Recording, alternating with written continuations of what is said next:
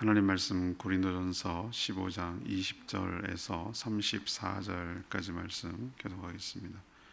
신약성경 283쪽입니다.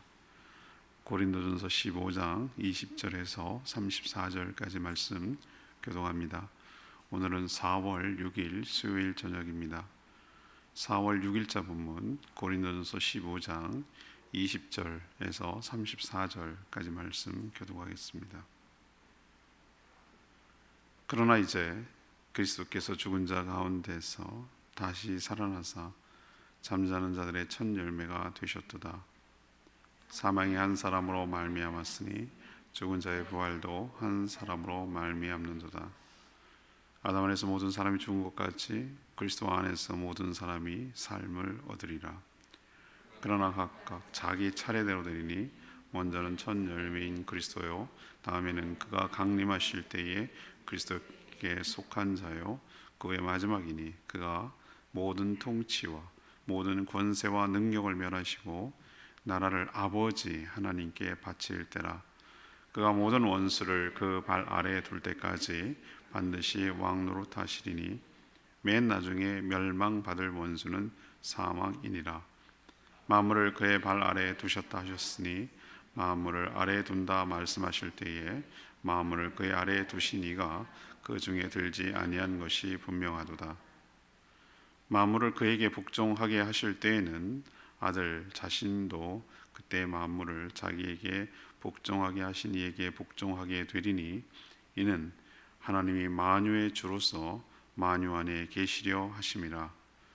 만일 죽은 자들이 도무지 살아나지 못하면 죽은 자들을 위하여 세리를 받은 자들이 무엇을 하겠느냐? 어찌하여 그들을 위하여 세리를 받느냐? 또 어찌하여 우리가 언제나 위험을 무릅쓰리요? 형제들아, 내가 그리스도 예수 우리 주 안에서 가진 바 너희에게 대한 나의 자랑을 두고 단언하노니 나는 날마다 죽노라. 내가 사람의 방법으로 에베소에서 맹수와 더불어 싸웠다면 내게 무슨 유익이 있으리요? 죽은 자가 다시 살아나지 못한다면 내일 죽을 터이니 먹고 마시자 하리라. 속지 말라. 악한 동무들은 선한 행실을 더럽히나니 깨어 의를 행하고 죄를 짓지 말라. 하나님을 알지 못하는 자가 있기로 내가 너희를 부끄럽게 하기 위하여 말하노라. 아멘. 계속 부활에 대해서 얘기합니다. 예수 그리스도는 죽은 자 가운데서 부활하셔서 부활의 첫 열매가 되셨습니다. 한 사람 때문에 죽음이 왔듯이 예수님 때문에 부활도 옵니다. 예수 그리스도께서 강림하실 때 모든 것을 발 아래 두시고 복종시킬 것인데 모든 것에는 죽음도 포함됩니다. 죽음까지도 죽일 것이라고 말합니다. 부활을 믿지 못하면 허무함에 빠져 방탕한 삶을 살게 될 수밖에 없습니다. 부활을 믿기 때문에 깨어서 의를 행하고 거룩하게 살게 되는 것이죠. 오늘 질문, 예수님의 부활이 미치는 영향은 무엇입니까?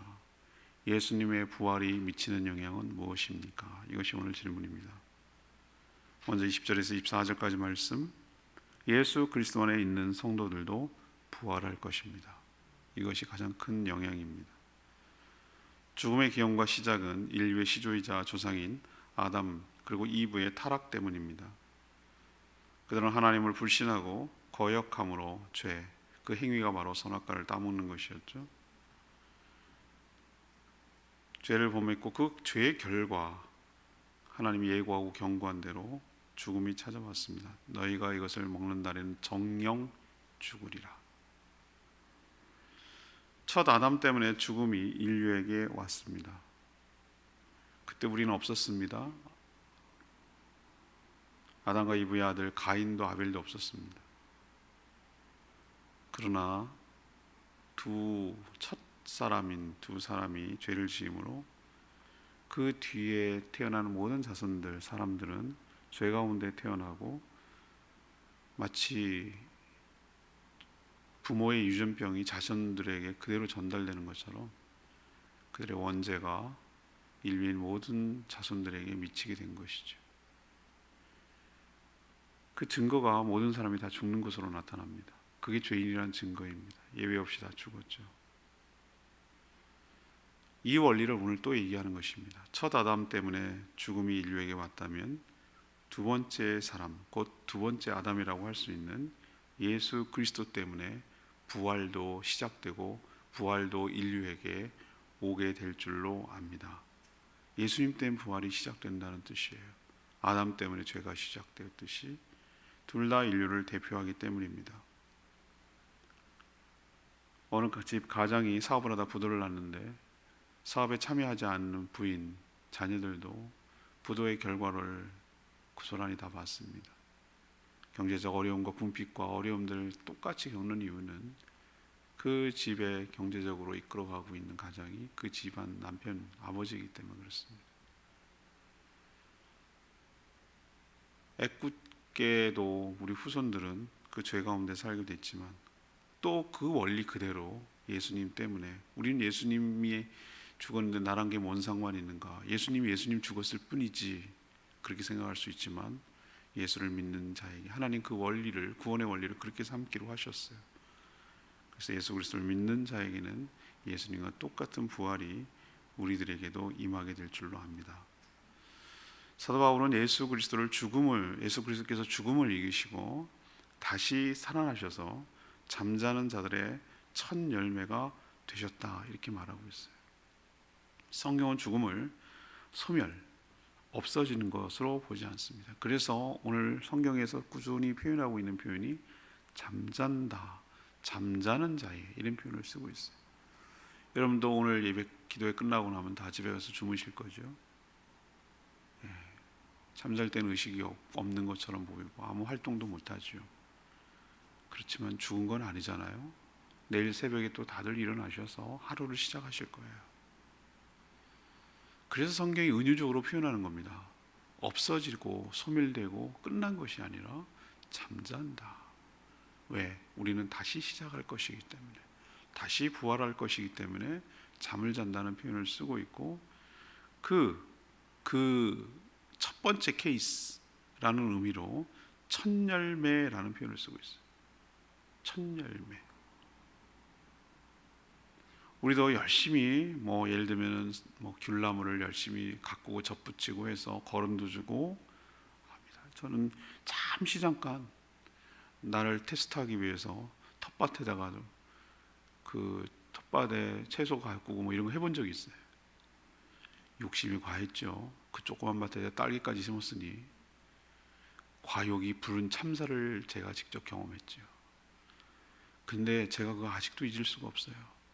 딸기 사다 먹으면 그거 얼마나 되겠습니까? 첫 딸기가 열매 열릴 때 먹을 수가 없어. 너무 귀해서. 첫 바굴토마토가 열렸는데 그걸 먹을 수가 없어. 너무 귀하고 눈물 날 것 같아.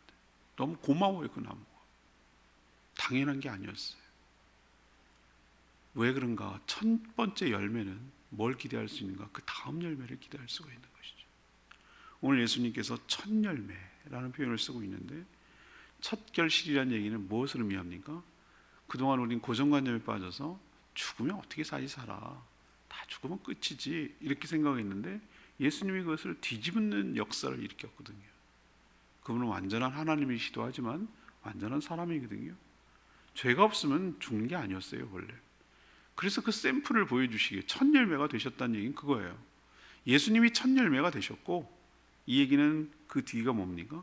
그럼 두 번째 열매도 있고 세 번째도 있고 네 번째도 있고 그렇게 주렁주렁 예수님처럼 열매가 열리게 되리라. 그 열매가 상징하는 게 뭡니까? 부활이죠. 부활.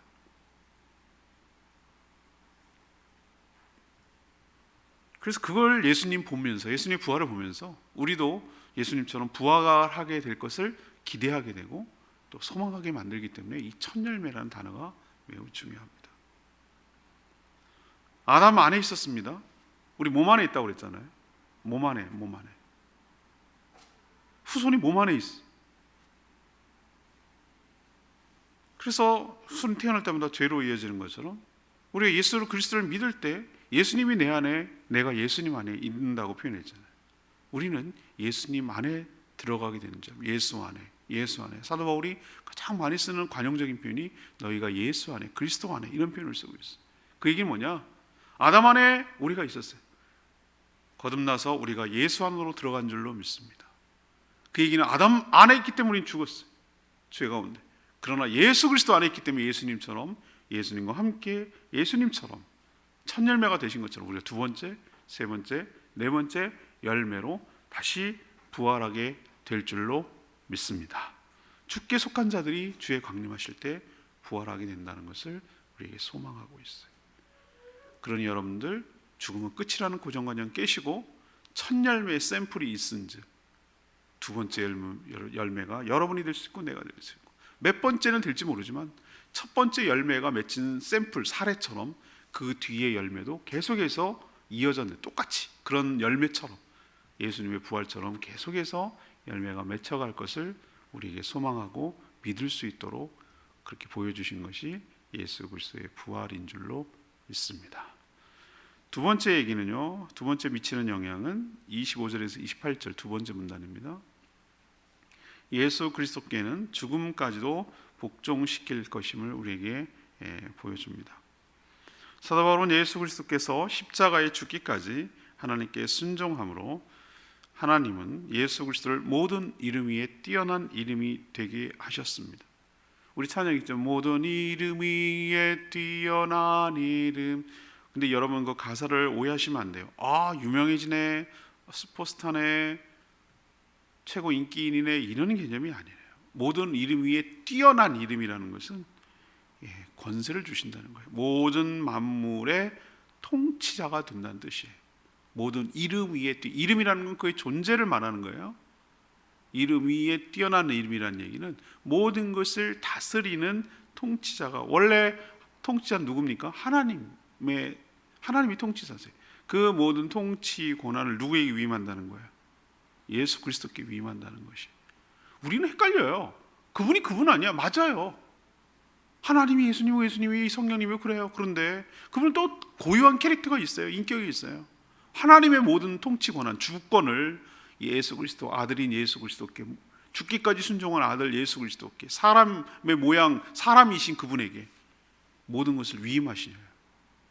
하나님이 다스리는 것을 예수 그리스도가 다스리는 것, 곧 하나님이 곧 다스리는 것이죠. 그게 그렇지만 예수 그리스도가 모든 것을 다스리게 되실 거예요.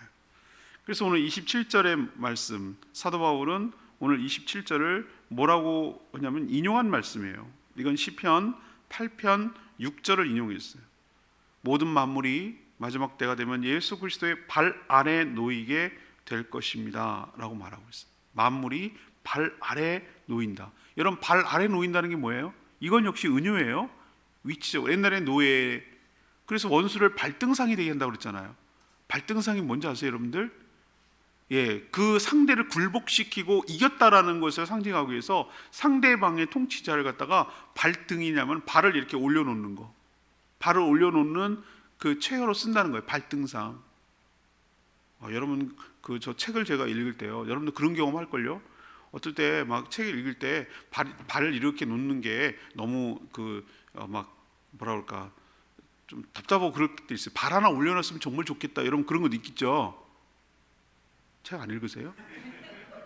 발을 이렇게 올려놓고 싶을 때가 있잖아요. 아니 책이라 그러면 너무 고상하거나 텔레비 볼 때라도 이게 올려놓을 때 있잖아요. 발을 좀 이렇게 올려놨으면 좋겠다. 발이 쇼다리들은 알아요 이 비밀을. 미용실 갈 때 푹푹푹 올려가지고 발을 이렇게 대롱대롱 해놓으면 되게 힘들어요. 뭔가 안정감이 없고, 그래서 발 이게 걸치는 게 필요해요. 발을 이렇게 회전 의자를 하더라도 발을 걸칠 게 필요해요. 그 느낌 아시죠? 그러면 그런 기능이 없는데 사람을 갖고 그렇게 썼어요. 사람을. 그게 뭐냐면은 그걸 굴복시킨다. 내가 너를 압도하고 너를 한다. 그런 의미로 상대방의 왕을 갖다가 발등상으로 썼어요. 아주 가시적인 통쾌함이죠. 완전히 이겼다, 승리를 쟁취하는 건데, 하나님의 원수, 인간의 모든 원수인 그 사단을 발등상으로 쓰겠다고 했어요. 발등상, 완전한 승리를 쟁취한다는 뜻이에요. 그게 발등상. 그런 것처럼 발 아래 둔다라고 말하는 것은 이게 위치적으로 발 아래 둔다 그런 개념이 아니라 그의 통치 아래 둔다 그 뜻이에요. 그의 통치 아래 둔다. 근데 만물 그러면 여러분 뭔 생각하세요? 우리 만물 그러면 우리 너무나 물질론적으로만 생각을 해서 만물? 그러면은 우리가 뭐 보이는 거, 만져지는 거, 뭐 어떤 생물, 무생물 뭐 이런 거로 자꾸 생각을 하는 거예요. 여기서의 만물, 우리는 이 표현하는 방법이 요거밖에 한계가 있기 때문에 뭐 우주라고 해도 하나님한테 우주는, 우리는 우주가 광활하지만 워낙 크신 하나님은 우주조차도 담아낼 수가 없는 분이에요. 여기서의 만물, 제가 이 사도 바울의 이 탁월함을 여기서 느껴져요. 만물이 뭘까? 우주가 우주일까? 우주 정도일까? 아니에요. 그보다 훨씬 더 범위가 또 영향이 크다는 것을 오늘 말씀을 통해 알 수 있어요. 만유라고 또 표현하고 있어요. 만물을 또 만유라고 말하고 표현하고 있어요. 만물과 만유의 차이는 뭔가? 만유는 그냥 우리 말로 표현하면 모든 것, everything 이란 뜻이에요. everything, 모든 것 이것이죠. 만유의 주인이신 하나님께서 예수 그리스도를 만유의 통치자로 세워서 발 아래, 다시 말해서 그의 통치권 아래 두려고 하시는 계획이 하나님의 계획이에요. 그런데 만물 가운데 뭐도 있는 줄 아세요? 오늘 성경에 뭐라고 표현하고 있는지, 만물 가운데 놀랍게도 무엇까지도 굴복시키냐 하면은 사망까지도 굴복시킨다는 거예요. 여러분 놀랍지 않으세요? 안 놀라우시군요. 사망이 어떻게 죽고 살고가 어디 있어? 사망은 사망이지. 그건 관념 아니야? 아니요. 그러니까 여러분들이 사고하는 것이 만물, 만유, 그러면 자꾸 물질적으로 생각하는 경향이 있기 때문에 그렇게 한계가 있는 거예요. 그 everything이라고 말하는 것은 추상적인 관념까지, 사망이 어디 보여요? 사망이라는 게 어디 있어요? 사랑이라는 게 어디 있어요? 보여요? 아니잖아요. 근데 오늘 이 사도 바울이 얘기하고 있는 논거를 보면은 놀라워요. 그 모든 만물, 만유를 그 굴복시키는데 그 만유 안에는 뭐까지 포함되느냐? 우리의 원수인 사망까지도 포함된다는 거예요. 그래서 오늘 가장 마지막에 죽일 것은 뭐라고 표현하고 있습니까? 가장 마지막에 죽을 것은 26절에 사망입니다. 가장 마지막에 멸망받을 원수는 우리 인간의 최대 괴롭혔던 원수라고 할 수 있는 죽음이죠. 죽음. 예수님이 오시면, 저 이런 표현이 참 멋있는 표현이라고 쓰고 싶은데요, 죽음을 죽여버렸어요. 말장난하냐고요? 아니요. 예수님이 죽음이라는 것을 없도록 죽여버렸어요. 죽음이 더 이상 그 효력이 발생하지 못하도록, 지배하지 못하도록, 사람을 괴롭히지 못하도록, 죽을래야 죽을 수도 없고 죽음이라는 게 이제 없도록 죽음을 사망 선고내려. 놀라운 통쾌한 선언이에요. 통쾌한 선언. 우린 죽음이라는 걸 장례식 가면 느끼고, 늘 장례를 내가 집례할 때마다 느끼는 건데, 죽음이라는 것이 인간의 어떤 실존적인 절망의 끝이에요. 다시는 못 본다는 것,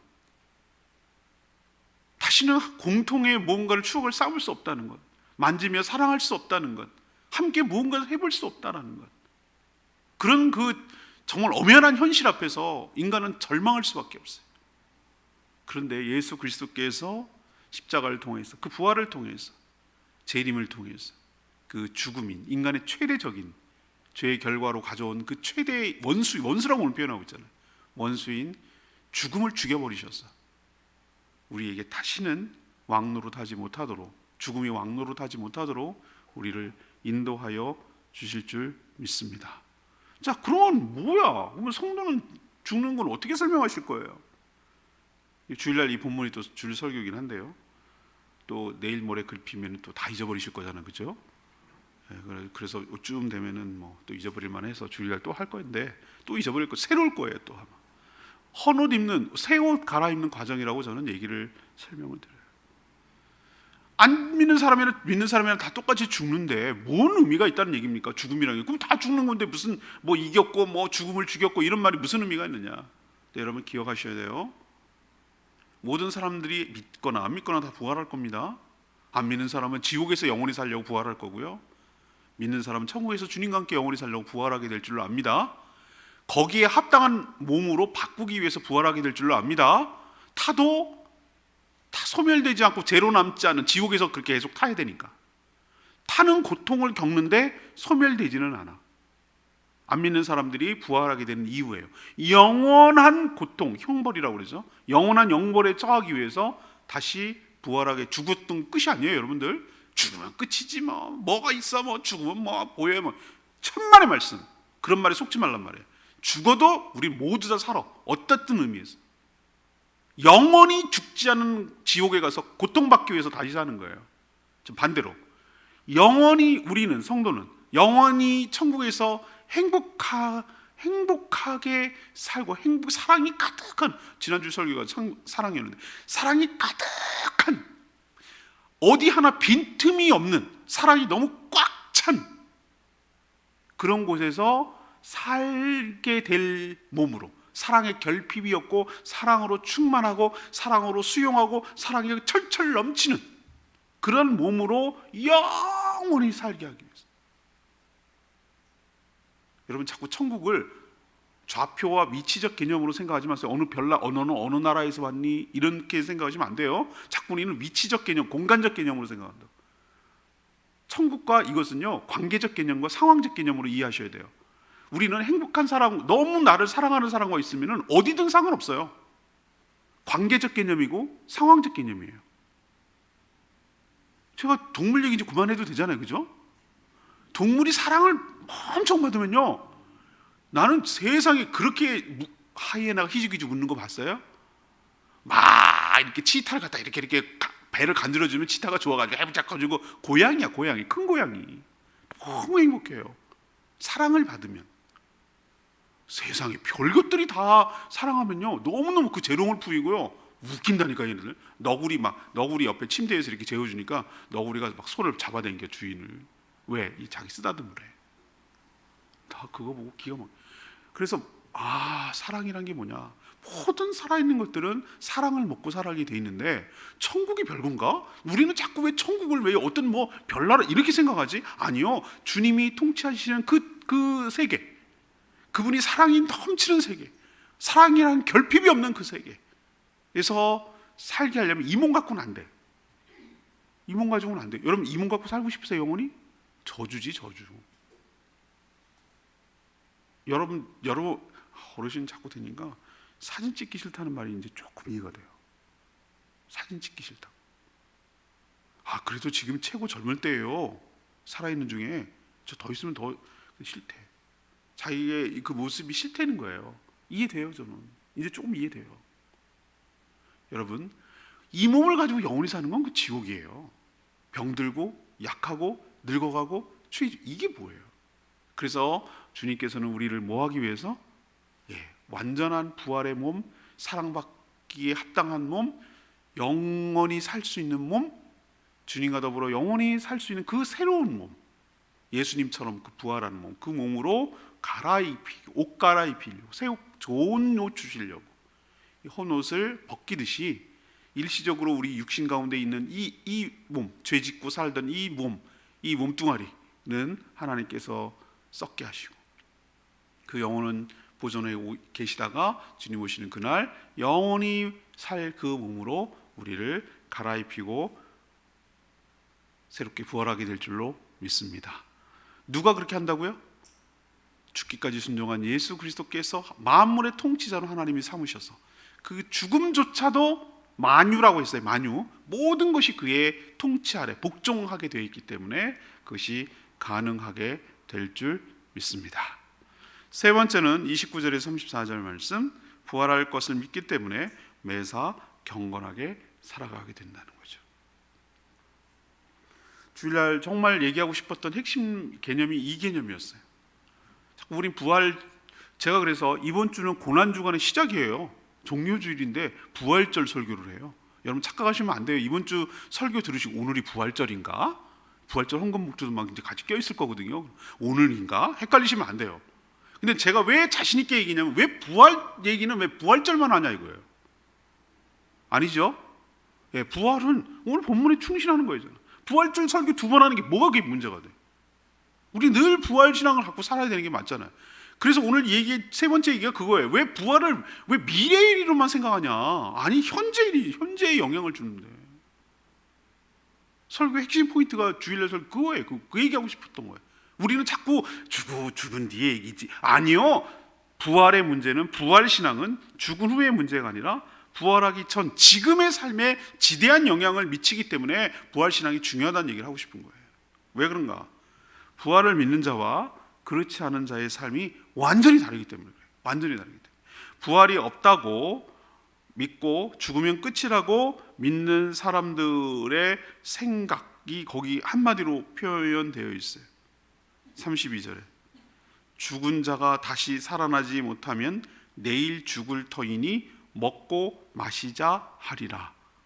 이게 바로 부활을 믿지 않는 사람, 죽으면 끝이라고 생각하는 사람 사고방식이에요. 죽으면 끝이라고 생각하기 때문에 허무주의에 빠져. 더덥다, 부질없다, 이렇게 되는 거예요.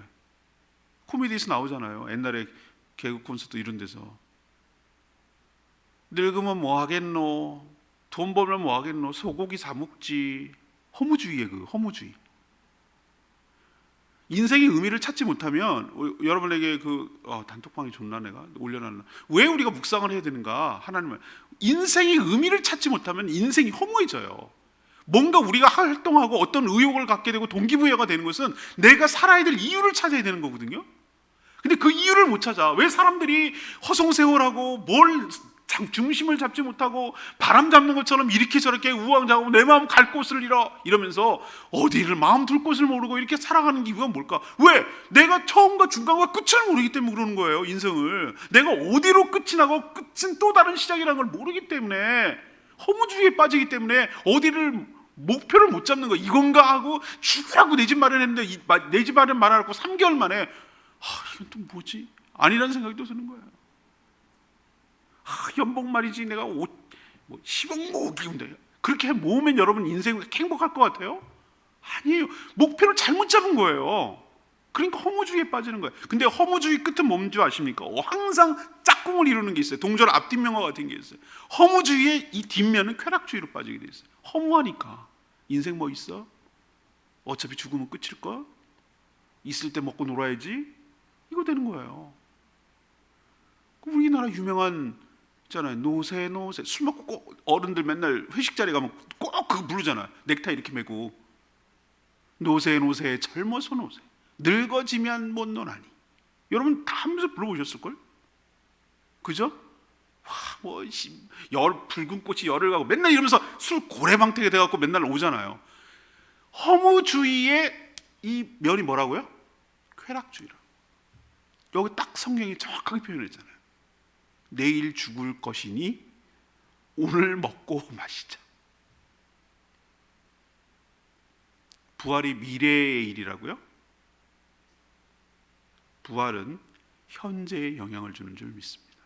그래서 중요한 거예요. 허무하니 쾌락이라도 누리는 것. 또한 부활이 없다고 믿는다면 왜 이렇게 죽을 고생하면서 신앙생활을 해요? 왜 이렇게 막 창피해가면서 이렇게 부담을 안아가면서 왜 이렇게 복음을 전해요? 뭐하러 교회를 세우고 뭐하러 이렇게 열심을 내는 거예요? 오늘 사도 바울이 뭐라고 그랬어요?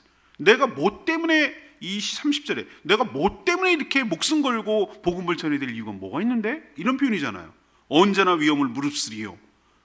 31절 보면 나는 날마다 죽노라. 이 얘기는 뭐냐면 나는 복음을 전하기 위해서 날마다 난 목숨 건다 얘기해. 목숨 건다. 목숨 걸 만큼 열심히 되라는 의미도 있고, 나는 목숨이 늘 위태롭다는 뜻도 있는 거예요. 이 말이 나는 날마다 죽는다. 나는 오늘 살아있다고 보장할 수 없는 것이다. 나는 날마다 죽는다. 그만큼 나는 위험을 감수하고 살아간다. 이 얘기예요. 그 뭐 때문에 그러냐는 거예요. 뭐 때문에? 죽으면 끝이 아니라 우리는 부활이 있다는 걸 믿기 때문에. 부활은 미래일이 아니라고 제가 말씀드렸어요. 현재의 영향을 주는 것이. 죽은 뒤에 반드시 끝이면 아무렇게 살아야 되는 게 아니에요. 죽은 뒤에는 반드시 뭐가 있고 심판이 있고 지옥이든 천국이든 영원히 다시 살기 때문에 누구라도 부활하게 돼 있다고 아까 말씀드렸어요. 그러니까 오늘 33절에 하는 얘기가 우리가 들어야 될 말이에요. 속지 마라. 속지 마라. 악한 친구들은 선한 행실을 더럽히나니 깨어 의를 행하고 죄를 짓지 마라. 이렇게 오늘 경고하고 있어요. 속지 마라. 내일 죽을 것이니 오늘 먹고 마시자. 이딴 말에 속지 마라. 죽으면 어차피 몸뚱아리 뭐 이렇게 죽으나 다 없어질 거 속지 마라. 깨어서 의를 행하고 죄 짓는 일에 네 몸을 쓰지 마라. 왜? 끝이 아니다. 다시 부활할 것이고 죽은 뒤에는 반드시 심판이 있고 영생과 영벌로 부활할 것이니 그런 말에 속지 말고 깨어 의를 행하라. 거룩하게 살아라. 각성하고 그것을 의식하고 함부로 사지 말아라. 그 얘기를 하는 거예요. 이 얘기가 뭐냐? 부활이 죽어서의 문제가 아니라 현재 지금 내가 살아가고 있는 게도 굉장히 영향력을 미치고 있고 내 삶의 방향을 완전히 다르게 하니까 부활을 믿고 매사 경건하게 살아갈 것을 우리에게 촉구하고 있는 말씀인 줄로 믿습니다. 다음은 또 주일날 할 게 없는 것 같아요. 34절 오늘 레벨 말씀 34절 깨어 의를 행하고 죄를 짓지 말라. 하나님을 알지 못하는 자가 있기로 내가 너희를 부끄럽게 하기 위하여 이 말 한다 그랬어요. 하나님을 알지 못하는 자가 누굽니까? 바로 예수 그리스도의 부활을 믿지 않는 자예요. 그런 자들은 내일 죽을 것이니 오늘 실컷 먹고 마시자고 부추기는 자들이에요. 어차피 죽을 것이니 어떻게 살아도 상관없다고 거짓말로 우리를 속이는 자들이라 이 말이에요. 사도 바울은 이런 악한 자들의 주장에 속지 말라고 단호하게 명령하고 있어요. 이게 명령형이에요. 속지 말라. 오히려 주께서 언제 다시 오실지 모르고 우리가 언제 또 개인적으로는 죽을지 모르니 항상 뭐 하라고요? 정신 똑바로 차리고 허투루 막 인생을 허비하지 말고 몸을 갖다가 죄 짓는 일에 내어주지 말고 깨어서 의식적으로 의를 행하며 죄 짓지 말라고 우리에게 촉구하고 있는 말씀 여러분 꼭 기억하시기를 바랍니다. 우리는 복받은 사람이라는 게 죽어서 천국 영생 개념이 아니에요. 저는 너무 감사하고 특히 말씀을 맡은 목회자로서 살아가는 것이 정말 하나님께 복받았다고 생각하는 게 뭐냐면 하나님 말씀을 내가 몰랐다면 어떡할 뻔했냐 이거예요. 내가 정말 인생을 허비할 뻔했었어요. 그게 제일 하나님 앞에 감사해요. 제가 처음과 중간과 끝을 내가 알아서 내가 인생을 어떻게 살아야 되는지를 알려주셔서 너무 감사해요. 허투루 살지 않고 인생을 의미 있게 살다 가게 해주셔서 너무 감사해요. 전 진짜로 개인적으로 감사해요. 만약에 주님을 몰랐다면 복음을 몰랐다면 저 역시 이런 식으로 죽을 건데 뭐 오늘 먹고 마시고 그렇게 살다 죽을 인생이었을 거예요. 근데 그게 아니라는 걸 알려주시고 그 뒤에 심판과 부활과 영생이 있다는 걸 알려주셔서 허투루 살지 않냐고 인생을 정신 차리고 바르게 살게 해주신 하나님께 너무 감사해요. 여러분도 부활신앙으로 무장하시고 현재의 삶에 충실하며 깨어 의를 행하는 속지 않고 살아가는 저와 여러분 되기를 소망합니다. 이게 부활의 신앙의 의미예요. 오늘 말씀을 들고 기도하기 전에 찬양지 523장 찬양지 부르고 기도하겠습니다. 찬양지 523장입니다.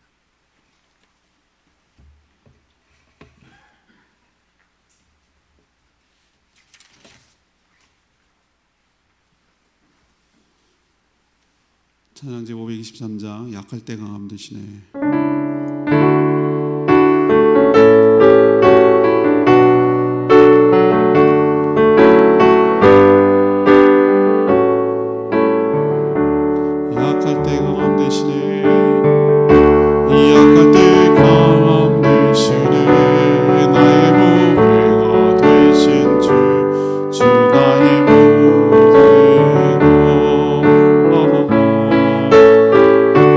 주 안에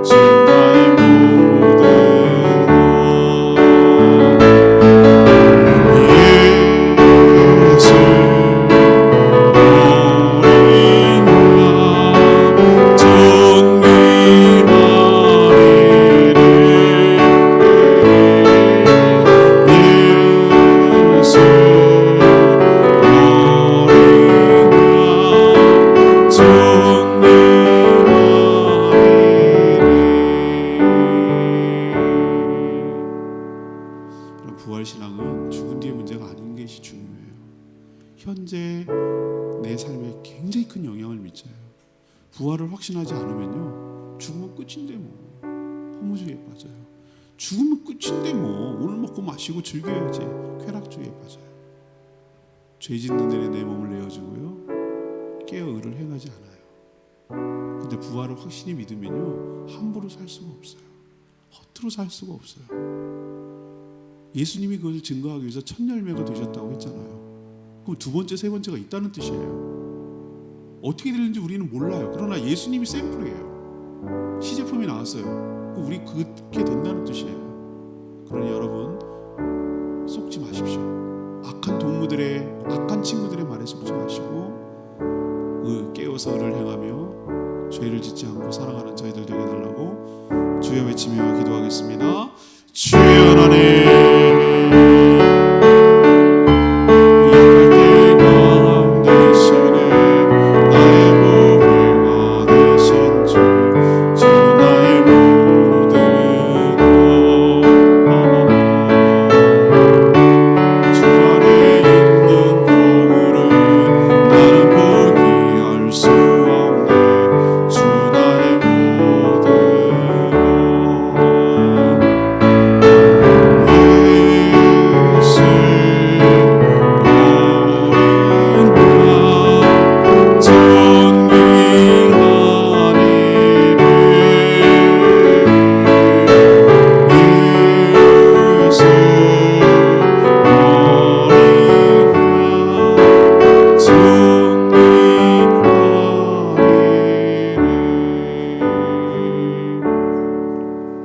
하나님, 예수 그리스도께서 부활의 첫 열매가 되셨으니 예수 그리스도께 속한 저희들도 그 다음 열매들이 될 줄 믿습니다.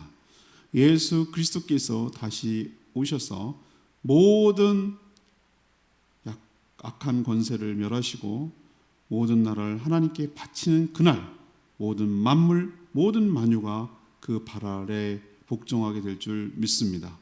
죽음까지도 복종시켜 우리의 원수인 사망을 멸망시킬 줄 믿습니다.